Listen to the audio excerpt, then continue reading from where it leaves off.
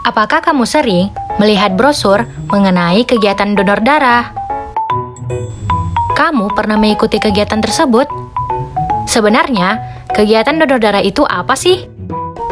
Apakah kita boleh mendonor darah kepada siapapun? Lalu, ketika kita ingin mendonorkan darah, mengapa harus melakukan pengecekan golongan darah terlebih dahulu?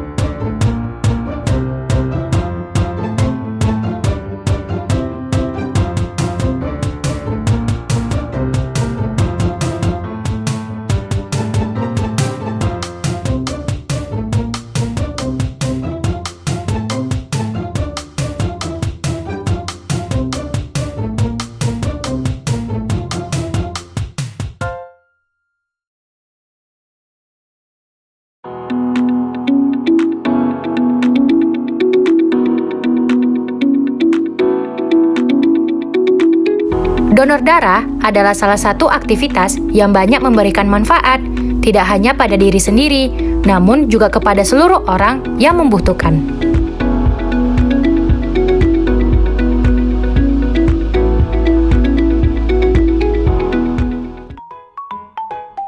Prinsip dari kegiatan donor darah adalah melakukan transfusi darah. Pada transfusi darah, perlu dipastikan terhadap apa yang dibutuhkan untuk resipien, yakni dengan memastikan golongan darah dari si pendonor dengan penerima. Seperti melihat adanya penyakit dalam darah, komponen darah yang ditransfusikan, tekanan darah pada pendonor, serta volume darah yang dibutuhkan. Pengelompokan golongan darah. Ahli imunologi atau ilmu tentang kekebalan tubuh dari kebangsaan Austria bernama Karl Landsteiner, di mana ia mengelompokkan golongan darah manusia, yakni golongan darah A, B, AB, dan O. Pengelompokan ini berdasarkan ada atau tidak adanya aglutinogen. Aglutinogen disebut juga dengan antigen. Antigen dapat berupa protein yang dapat merangsang tubuh untuk menghasilkan antibodi dalam plasma darah. Reaksi antigen dengan antibodi dapat menyebabkan aglutinasi, yakni penggumpalan sel darah merah. Bagian antibodi disebut dengan aglutinin. Di dunia ini sebenarnya ditemukan sekitar 46 jenis antigen. Tetapi yang sangat dikenal hanyalah antigen ABO dan rhesus. Penyebaran golongan darah di dunia bervariasi bergantung pada populasi atau ras. Misalnya, sekitar 40 hingga 45% bangsa Eropa memiliki golongan darah rhesus negatif. Sedangkan bangsa Indonesia hampir 100% memiliki rhesus positif. Faktor rhesus tidak berpengaruh terhadap kesehatan. Namun, perlu diperhatikan oleh pasangan ayah dan ibu dengan memiliki rhesus yang berbeda. Pada ibu hamil memiliki darah rhesus positif, dan janin yang ada di kandungannya memiliki rhesus negatif. Dari perbedaan kedua ini tidak akan menimbulkan masalah. Namun, jika ibu memiliki darah rhesus negatif, sedangkan janin yang ada di dalam kandungannya memiliki rhesus positif yang dapat dari warisan ayahnya, tubuh ibu secara alamiah akan bereaksi membentuk zat antibodi. Zat antibodi ini untuk melindungi tubuh ibu sekaligus melawan benda asing, yaitu dari antigen darah janin. Akibatnya, sel darah merah janin akan pecah dan hancur sehingga mengalami hemolisis.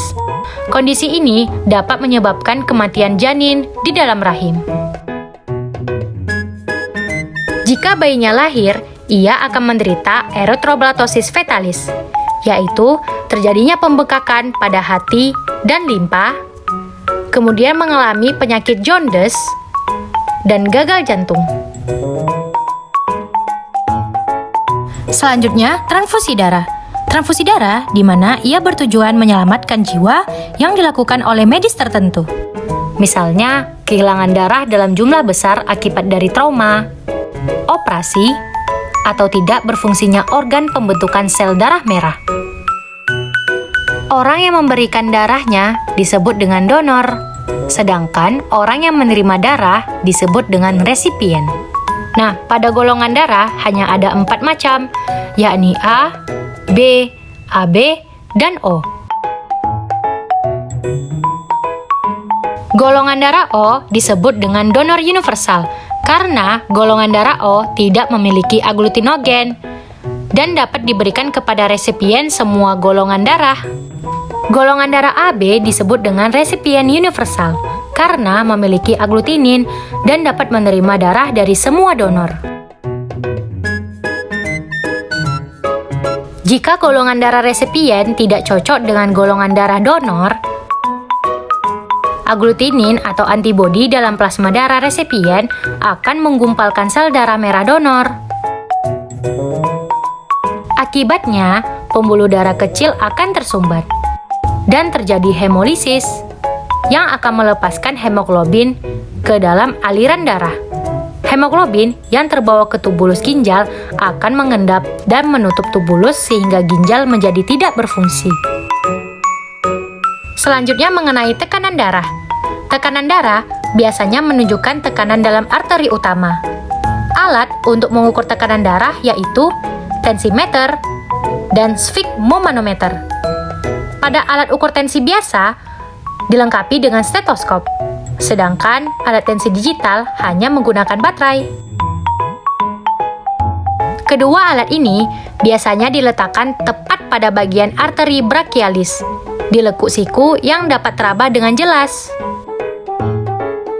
Pada alat tensi digital akan terdapat tulisan yakni sistol dan diastol. Cara mengukurnya, pada angka di tekanan sistol menunjukkan tekanan darah ketika jantung berkontraksi dan darah dipompa keluar dari jantung. Lalu, pada angka tekanan diastol menunjukkan tekanan darah ketika jantung relaksasi dan darah mengalir masuk ke dalam jantung. Tekanan darah pada orang normal antara 120/80 mmHg. Kemudian, terdapat adanya tekanan darah rendah, disebut juga dengan hipotensi. Dan tekanan darah tinggi disebut juga dengan hipertensi. Kita akan melakukan kegiatan praktikum. Kegiatan pertama yaitu menentukan golongan darah. Pada kegiatan kedua, mengukur frekuensi denyut nadi. Pada kegiatan pertama, kita akan menggunakan alat dan bahan. Pada bagian bahan, kita menggunakan serum anti-A, serum anti-B, serum anti-AB, dan anti-RH. Kemudian ada sarung tangan, blood lancet, dan pena lancet. Kemudian ada kartu golongan darah, tusuk gigi, dan tisu alkohol. Cara kerja. Perhatikan video berikut.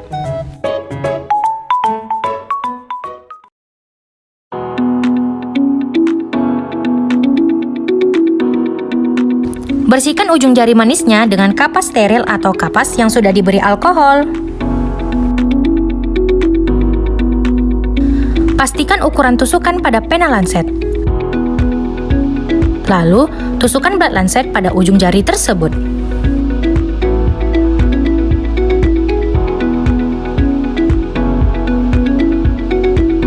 Lalu, ketika darah keluar, dibersihkan kembali dengan tisu kering agar tidak terkontaminasi dengan alkohol. Kemudian, teteskan darah di atas kertas. Beri setetes serum anti-A pada lingkaran A, serum anti-B pada lingkaran B, serum anti-AB pada lingkaran AB, serta pada anti-RH. Aduk darah dengan tusuk gigi, lalu amatilah setelah beberapa menit. Ternyata pada pasien memiliki golongan A+, karena ia memiliki gumpalan pada anti-A dan anti-AB serta pada anti-RH.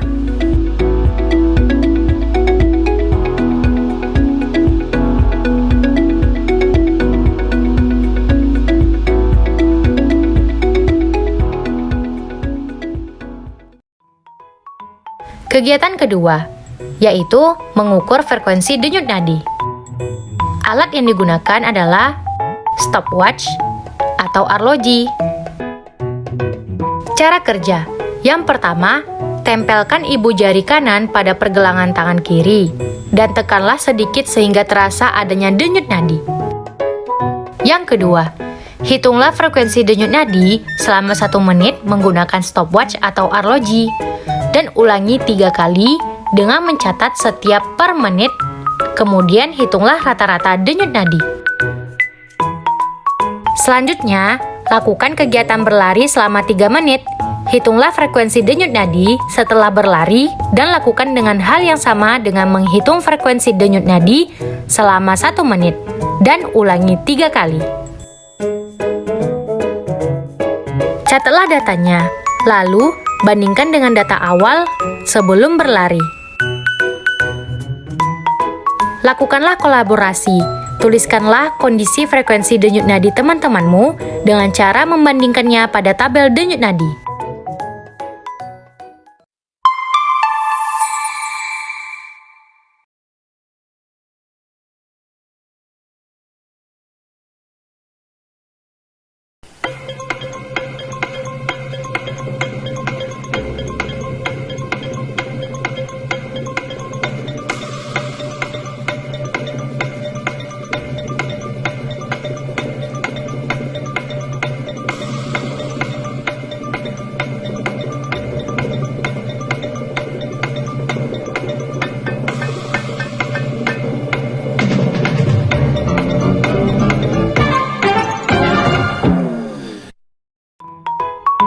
Cukup sekian pembahasan kita pada hari ini. Semoga bermanfaat dan sampai jumpa.